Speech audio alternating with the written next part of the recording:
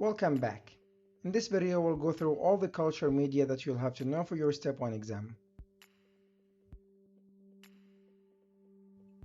Let's start off with medium types, and this is very important. Differential medium identifies organisms using their metabolism, like lactose fermenting organisms on MacConkey Agar.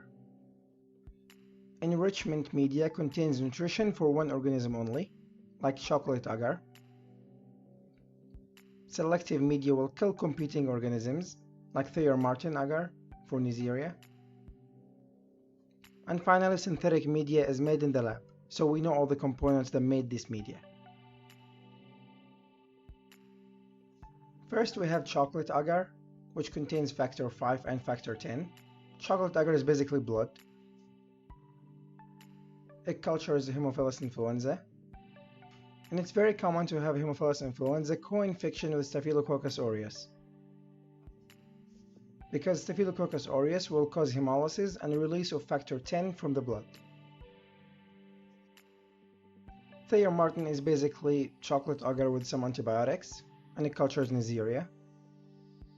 The agar contains vancomycin to kill gram-positive bacteria, and it contains trimethoprim and colistin to kill gram-negative bacteria. And it also contains nystatins to kill fungi, so the only organism that would survive are Neisseria. Regan-Lowe agar or Bordet Gangou agar contains potatoes and ABC, that's for antibiotics, blood, and charcoal. It cultures Bordetella pertussis, which causes whooping cough. Remember, Bordetella for Bordet agar. Löffler agar or Tellurite agar contains Tellurite, which is a very rare oxidative material, and that's why it's very expensive. It cultures Corynebacterium diphtheria, which causes pseudomembranous pharyngitis. Löwenstein-Jensen is one of the most common ones. It contains glycerol with very little antibiotics, and it cultures TB. Remember that Löwenstein-Jensen is a very slow agar. It can take up to a month or two to culture TB.